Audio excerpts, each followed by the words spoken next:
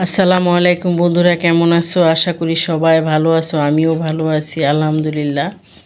আজ দেখো কি নিয়ে আসছি। এটা কিন্তু খেতে খুবই মজা আর দেখতে তো অনেক সুন্দর। দেখতে যেমন সুন্দর, খেতে কিন্তু তার চেয়েও বেশি মজার হয়। আর এটি আমার বাসায় কিন্তু খুবই পছন্দ করে। আর এটা ঘুরিয়ে ঘুরিয়ে ভেজে একটু উপরের সাইডটা যদি একটু মচমচে হয় আর ভিতরেরটা নরম, খুব সফট হয়। এটা কিন্তু খেতে খুবই মজার। আর একটু মচমচা করে ভাজলে এটা আমার বাসায় সবাই পছন্দ করবে। এই যে দেখো, আমি কিন্তু এইভাবে করে ভেজে নিচ্ছি। তোমরাও কিন্তু এরকম পরিবারকে এইভাবে করে খাওয়াও, বিভিন্ন ধরনের খাবার, তাহলে পরিবার সবাই খুশি হবে। তাহলে চলো এটা কিভাবে বানালাম দেখতে থাকি। এখানে আমি নিয়েছি দারচিনি, এলাচ, জিরা, জয়ত্রী, আর হচ্ছে লং, ধনিয়া, আর হচ্ছে কালো গোলমরিচ। এটাকে আমি ভেজে তারপরে গুঁড়ো করে নিব। আর হচ্ছে এখানে মাংস নিয়েছি আমি। এটাকে আমি কেটে ধুয়ে পরিষ্কার করে একটা চালনিতে রেখে দিছি পানিটা ঝরার জন্য। দেখতেই পাচ্ছ, মাংসতে কিন্তু এক ফোঁটা পানি নেই, একেবারে ঝরঝরে হয়ে আছে। আর এটা একটু কিউব কিউব করে কেটে তারপরে একটু মোটা করে কাটতে হবে, কেননা এটা মুরগির মাংস, এটা সিদ্ধ হতে সময় লাগবে না। দিয়ে দিব আন্দাজ মতো লবণ, আর দিয়ে দিব সয়া সস, আর দিয়ে দিব এখানে হচ্ছে সেই শুকনো যেই মশলাটা গুঁড়ো করে নিয়েছিলাম ওই মশলাটা। আর দিয়ে দিব হলুদ, আদা বাটা, মরিচ, ধনে বাটা, আদা বাটা, আর হচ্ছে রসুন বাটা, মরিচের গুঁড়া, আর একটু হলুদটা একটু কালার আসার জন্য একটু হলুদ দিয়ে দিলাম। আর এটা কিন্তু একটু ঝাল ঝাল হলেই ভালো লাগবে, কেননা এটা ঝোল থাকবে না, এটা শুকনো শুকনো খেতে হবে। এজন্য একটু ঝাল ঝাল হলেই কিন্তু ভালো হয়।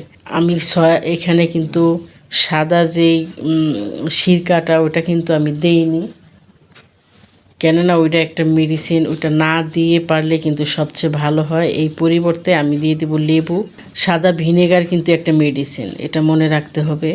এখন লেবুটাকে দিয়ে দেবো, লেবুটাও কিন্তু দেব পরিমাণ মতো। বেশি দিলে কিন্তু এটা একটু টক টক হয়ে যাবে, বেশি টক হলে কিন্তু ভালো লাগবে না। লেবুটা দিয়ে আমি খুব ভালোভাবে মেখে তারপরে রেখে দেব। এটা ভালোভাবে মাখতে হবে। আর মনে রাখতে হবে মাংসের সাথে যেন কোনো পানি না থাকে। আমরা মাছ মাংস যেভাবে যেভাবে রাখি না কেন, তবে চালনিতে রাখলেই সবচেয়ে ভালো হয়, পানিটা ঝরে যায়। এখন আমি কেটে নেব সবজিটাকে। এখানে আমি নিয়েছি সবুজ ক্যাপসিকাম। এখন এটাকেও আমি কিউব কিউব করে কেটে নেব।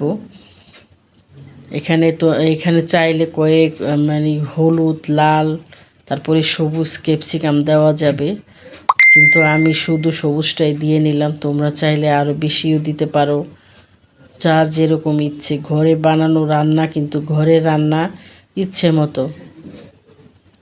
আর রান্না যত মানে মন দিয়ে রান্না করবে, যে কোনো কাজ মন দিয়ে যেটা করবে সেটা কিন্তু ভালোই হবে।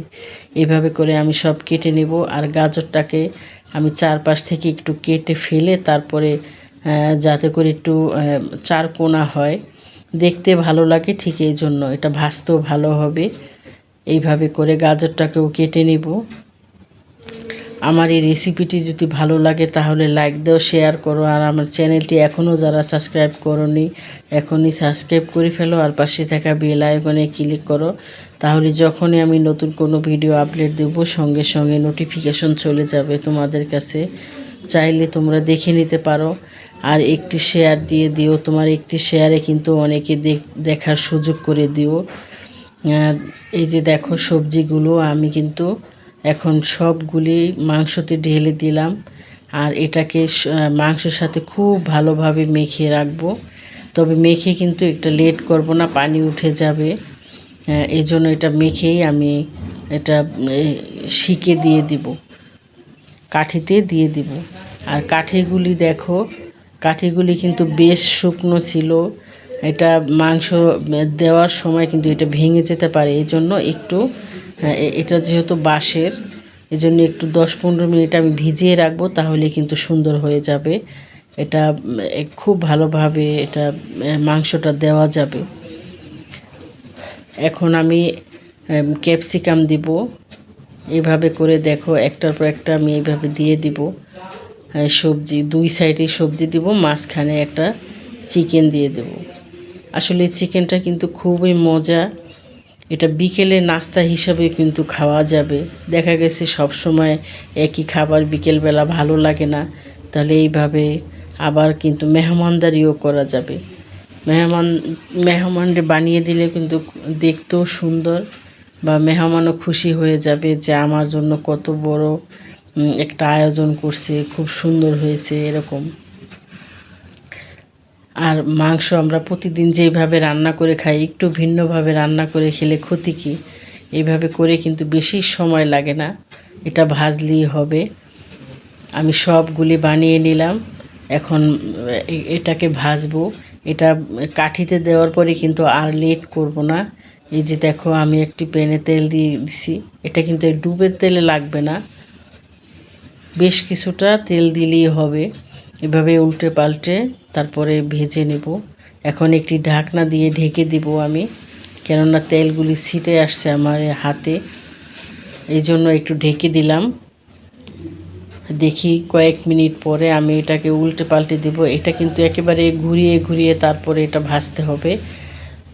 এটা কোনো সাইডে যেন বাকি না থাকে ভাজা, এটা একেবারে সব দিকে ঘুরিয়ে ঘুরিয়ে ভাজতে হবে, আর না হয় কিন্তু কাঁচা থেকে যাবে, খেতে ভালো লাগবে না। এটা যত সুন্দর করে ভাজবো ততই কিন্তু ভালো লাগবে। এটা উপরেরটা হবে মচমচে আর ভিতরেরটা হবে সফট, আর খেতে কিন্তু খুব ভালো লাগবে। এটা পরোটা দিয়ে খাওয়া যাবে, খালি সস দিয়ে খাওয়া যাবে। এটা চাইলে কেউ ভাত দিয়েও খেতে পারবে, যার যেরকম ইচ্ছে ওইভাবেই খেতে পারবে। চিকেন একভাবে রান্না করলেই হবে। এই যে দেখো, দেখতে কত সুন্দর, খেতে কিন্তু তার চেয়ে বেশি সুন্দর। তাহলে ভালো থাকো, সুস্থ থাকো, আমার জন্য দোয়া করো। আল্লাহ হাফেজ।